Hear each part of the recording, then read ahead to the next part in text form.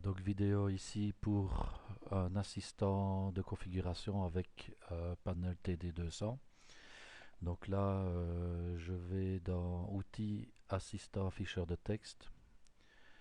Je clique sur Suivant. Je vais mettre la version de mon TD200, version 3.0. Suivant. Ici, je décoche pour ne pas mettre de mot de passe sur mon panel.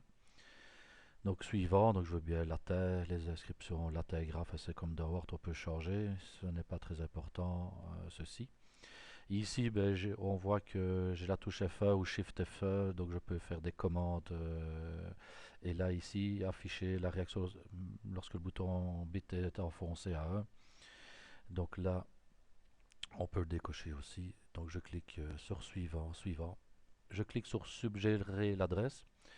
Comme je suis avec mon module Ethernet, ben là c'est très facile, donc je n'ai pas besoin d'enlever les câbles. Donc là, je suggère l'adresse, il me met VB64 à 127. Je clique sur suivant. Oui. Et alors déjà la configuration est terminée, mais je vais aller appliquer une petite alarme. Donc là, je clique sur l'alarme, 20 caractères par exemple. Voilà. Et ici, je vais indiquer mon message, par exemple stop ou thermique. Donc on peut faire plusieurs alarmes.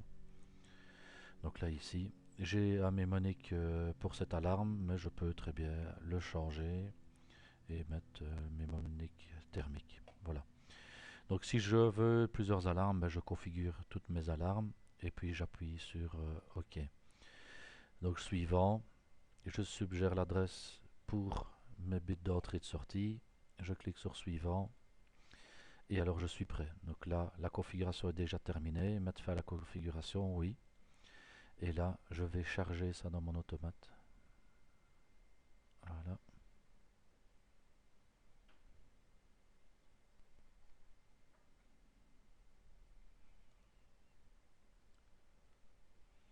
Maintenant, je peux attribuer les mnémoniques ici.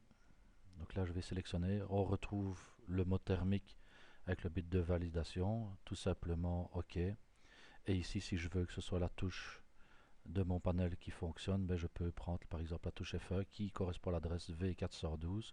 Donc là, je l'attribue. Je charge dans mon programme. Voilà. Je mets mon automate en run. Et là, je vais appuyer sur la touche F1 de mon TD200. Et on va voir que le mode thermique est enclenché. Maintenant, pour l'effacer, ben, il faut renvoyer un autre mot ou changer la configuration. Donc là, on voit très bien que il est coupé, donc il est mis à l'état 1, et là il faut resetter bien sûr le mot pour changer de mot. Impossible.